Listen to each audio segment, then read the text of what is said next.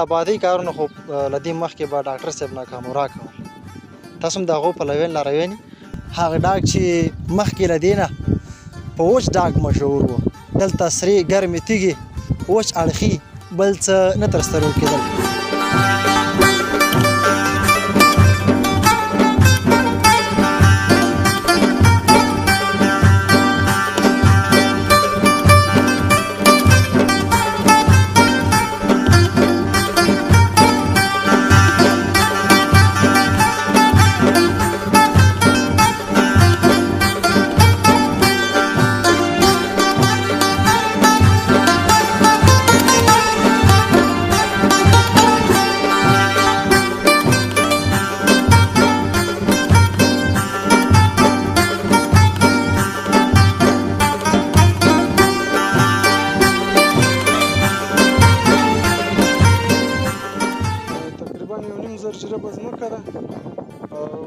آباده کړې ده، یو څه پاتې ده، هغې تنده کرلي دي او دا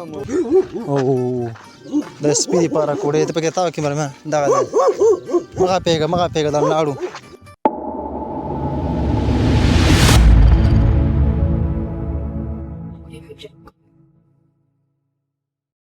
که زړونه سره یو کړو لاسونه سره ورکړو دا کاڼي به لالونه شي دا بوټي به لونګ شي. سلامونه فانوس افغانستان لیدونکو، ستړي مه شئ، جوړ په خیر. په دې هیله چې روغه جوړ د صحت جامې پر تن ولرئ. قدرمندو لیدونکو، نن تاسو ته یو د آبادۍ خبر لرم. هغه خبر چې زموږ او تاسو ټول دپاره د زړه د خوشحالۍ باعث کیدلی شي. لیدونکو، لغمان ولایت ته راغلی یم. په لغمان ولایت کې بیا د ګمبیري ډاګ ته راغلی یم. هغه ډاګ چې مخکې له دې نه په وچ ډاګ مشهور و. دلته سرې ګرمې تیږې وچ اړخي بل څه نه تر سترګو کېدل. خو شکر الحمدلله او الحمدلله زموږ د افغانانو ورونو، هغه ورونه چې الله پاک ډېره سرمایه ورکړې ده، د هغوی په وجه باندې دغه دښتې کرل کېږي، آبادېږي. وطن ته هم خیر، خلکو ته هم خیر،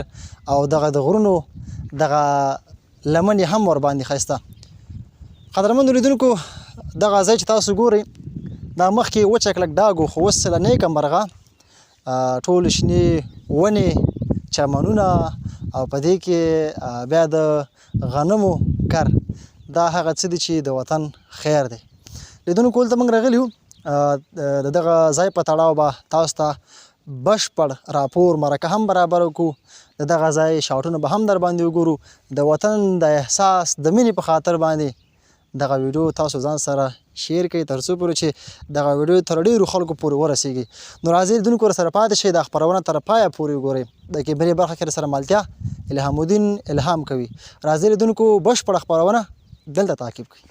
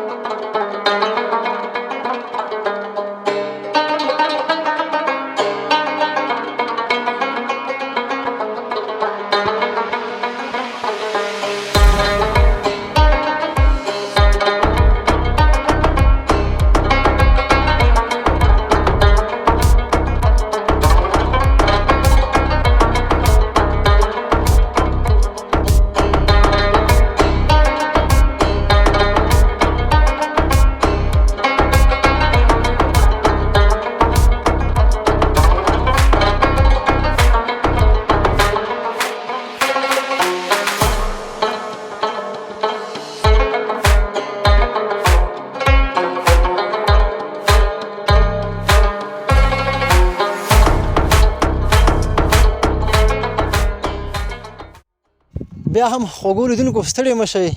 جوړ په خیر واقعا چې زه نن ډېر د خوشحالۍ احساس کوم مونږ ډېرې خپرونې ریکارډ کړي خو لومړنۍ خپرونه ده چې په دې کې زه زیات خوشحال یم وجه دا ده چې خبره د وطن ده خبره د وطن د آبادۍ ده ځوان راسره ولاړ دی دا هغه څوک دی چې هغه کوم چې اصلي مالک دی د هغې نه وروسته د دغه ځای مسؤل دی انجینر صاحب ښه راغلاست په خپرونه کې ستړی مه شئ السلام علیکم وعلیکم تاسو ته هم ښه راغلاست وایم مننه کور د ودان انجینر صاحب په لومړیو کې د لیدونکو ته ځان وروپېژنئ نو مهرباني به دې وي نوم مې عبدالرحمن ده او د لغمان ولایت د علیشنګ ولسوالۍ په اریکزیو کلي اوسېدونکی فعلا په دغه شرکت کې د مسؤل په حیث وظیفه اجرا کوم ډېره مننه خوشحاله اوسئ انجینر صاحب تاسو ته خو به وظیفې ډېرې میلاویږي ډېرې وظیفې به هم کړې وي دغه وظیفه څنګه ده دغه وظیفه زما دپاره هم ښه ده او بل زه دا احساس لرم چې زه وطن ته خدمت وکړم دغسې شاړې دښتې آبادې کړم د هغې کې کومک وکړم او ډېر خدمت وکړم دغسې دې کې زه ډېر خوشحاله یم ډېره مننه خوشحاله اوسېږئ انجینر صاحب که دغه ځای په تړاو لږ دنو معلومات راکړئ چې لومړی دغه د بوټو په تړاو به درنه پوښتنه وکړم چې دغه ساحه کې څومره بوټي کرل شوي دي دغه ساحه کې تقریبا 150,000 160,000 پورې بوټي کرل شوي دي نور بوټي په نرسري کې یعنې په باغ کې لرو هغه به دې نه ایسته موږ کرو د هغې نه مخکې مو غنم کرلی وو او غواړو چې نور بوټي هم اضافه تاسو په پلان کې څومره بوټي لرئ چې وایي کرئ دې ساحه کې موږ په پلان کې تقریبا د 15 لکو پورې بوټي لرو چې کېنوو او خصوصا موږ د حکومت نه هم دا درخواست کوو چې دغه بوټو کې موږ سره لږ زره کومک وکړي همکاري وکړي ځکه ساحه زیاته ده او بل دلته ځان ته مالټې دي که نه نور بوټي هم پکې شته د هغې کې امرود لرو مالټه ده او نارنج ده پکې کاجو ده دغسې ځینې بوټي نور مننه انجینر صاحب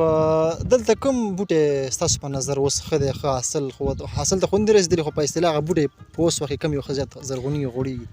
دغلته نارنج او مالټه ډېر زیاته دغه کېږي او ښه کېږي امرود هم پکې کېږي د اوبو سره مقابله کولی اوبو سره مقابله کولی شي ستاسو په نظر باندې که دا ټولې دا 15 لکه ونې ورسېږي آیا د یو ولایت سپانسر به وکولی شي موږ غواړو چې د یو زون وکړو خو په نظر کې هم ټول افغانستان یو چې موږ باید زیات ولایتو ته د دغه باغ د دغه ځای مالټه وړاندې کړو دغسې د آبادۍ کارونه خو له دې مخکې به ډاکټر صاحب ناکامورا کول تاسو هم د هغو پلویان لارویان موږ هم د هغه نه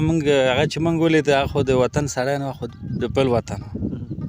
نو موږ ته دا احساس پیدا شو زما رئیس ته دا احساس پیدا شو چې راغی دغسې خړې دښتې د ویل چې دغسې خړې دښتې زرغونې کړم آبادې کړم هغه سره دا احساس زیات بالکل دا چې د یو پردي وطن سړی ډاکټر صاحب ناکامورا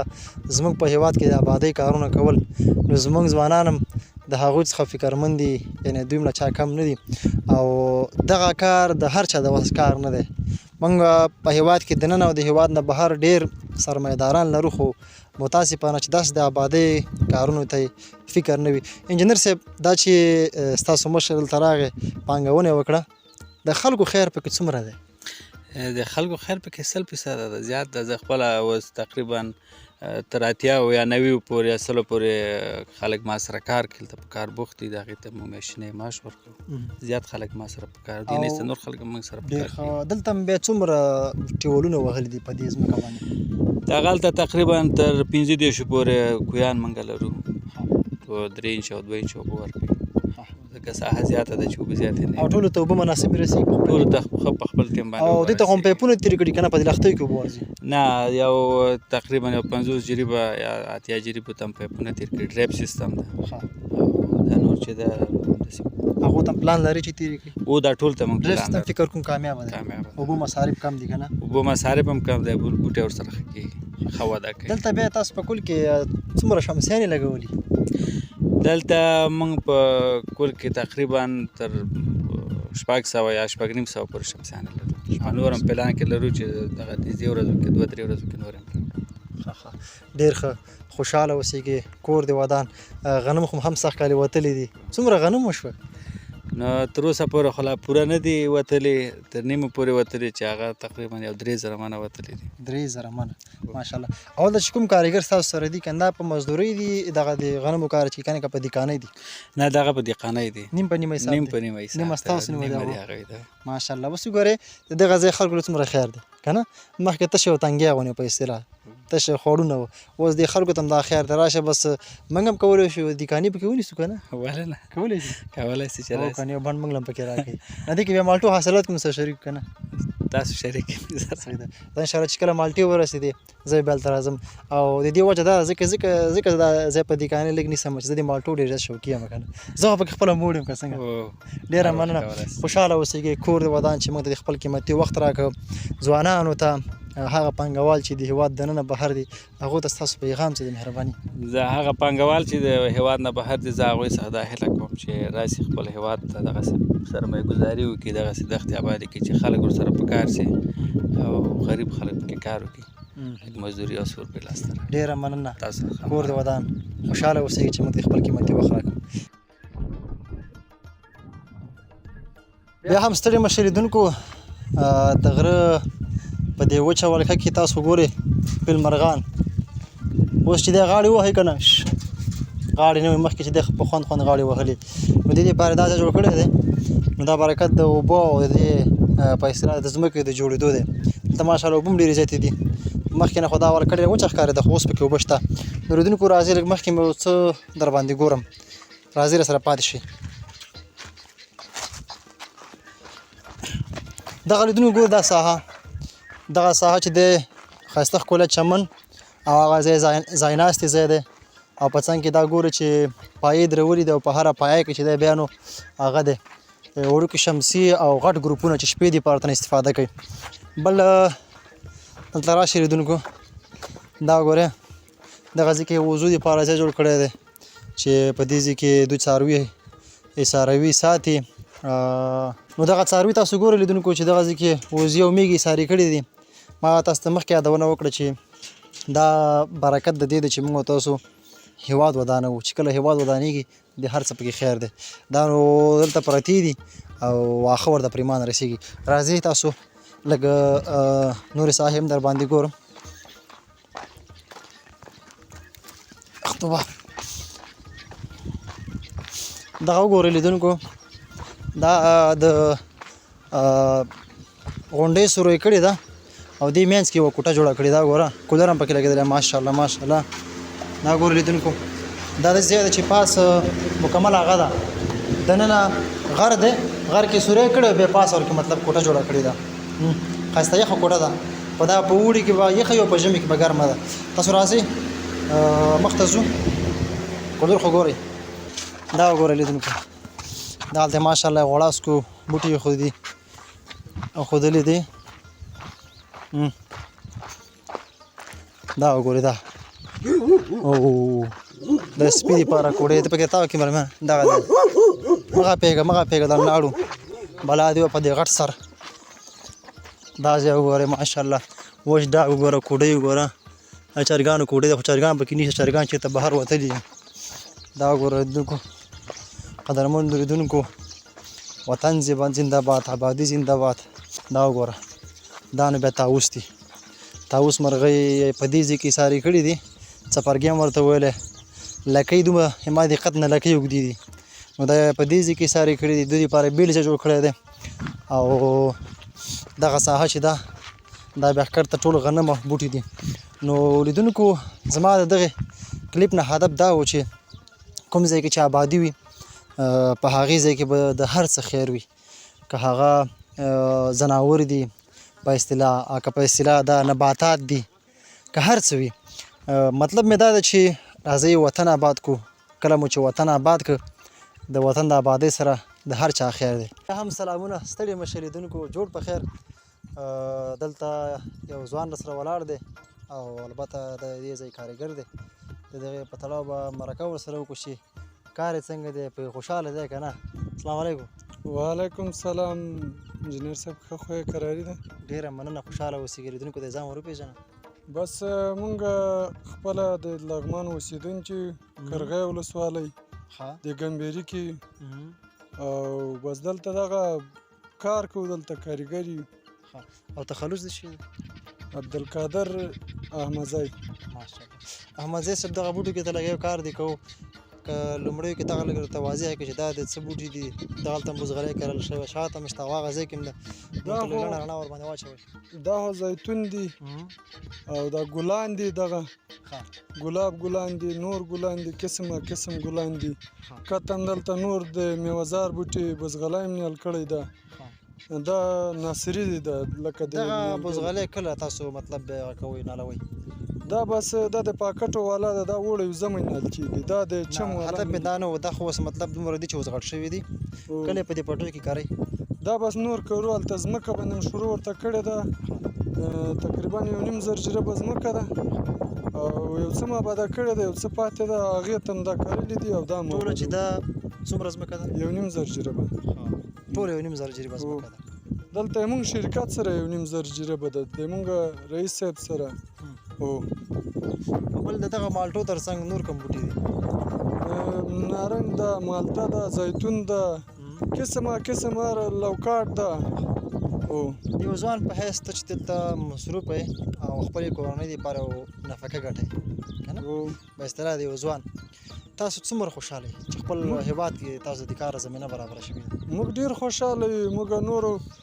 دغه خپل دی رئیس صاحب نه دومره خوشحاله یو چې دلته دا پیسې بنده کړي دي دغه ځوانان یې ټول دلته مصروفه کړي دي کار کوي او موږ خپل حلاله نفقه ګټو کور ته وړو او دا مو وطن ده دا وطن باید ده چې آباد کړو که لږ واخلو هم باید ده چې دا وطن آباد شي دا د موږ آینده له مخې ګټه ده او موږ نورو پانګوالو ته هم دا خواهش لرو چې دوی راسي او دغلته پیسې دغه ځای کې بندې کړي او دوی نور داسې ځوانان دلته مصروفه کړي او خپل کار واخلي نو خارج ملکو ته به نه ځي. مننه ستا په څېر دلته څومره ځوانان مصروفه دي په دې ځای کې؟ دلته دي یو 80-90 پورې دي. ستا کار خو پکې ډېر زیات سخت نه کار بس حتما کار چې کار یې سخت دی کار خو سخت یې خو نه ده سخت ولې دا مې خپل وطن ده خپل مې کور ده خپل مې جای ده خپله منطقه ده باید د دې موږ ډېر خوشحاله یو دا خو څه د ایران او د بل ملک په مزلو باندې نه ځو. ډېره مننه خوشحاله اوسېږئ د یو ځوان په حیث د یو کارګر په حیث باندې که لیدونکو ته یو لنډ پیغام ورکوئ مهرباني. بس موږ دغه ټولو ته پانګوالو ته دغه هیله لرو چې دوی راسي او دغلته خپل پیسې دغلته بندې کړي په دې وطن چې په دغسې دښتو کې دغه مخکې دښتې اوس نه باغونه دي او باید ده چې دغسې وطن هم دې سره آبادېږي او خپل یو هغه هم تر ګټه به هم تر پورته کړي او د خلک به هم ورسره مصروفه سي موږ به ډېر تر خوشحاله سو. ډېره مننه خوشحاله اوسئ کور د ودان. لیدونکو دا چې هر پانګوال دلته راځي او په هېواد کې یو څه جوړوي ټولو خلکو ته یې خیر دی. دلته چې زه اوس ګورم ډېر زیات ځوانان دلته مصروفه دي کار کوي که هر یو دا وغواړي نو زه باور یم چې په کار کې به زه باور یم چې په هېواد کې به د بیکارۍ کچه ډېره کمه شي. کور مو ودان الله مو ښاد او آباد لره الله دې زموږ او تاسو هېواد جوړ کړي. کور مو ودان خوشحاله اوسئ. مننه.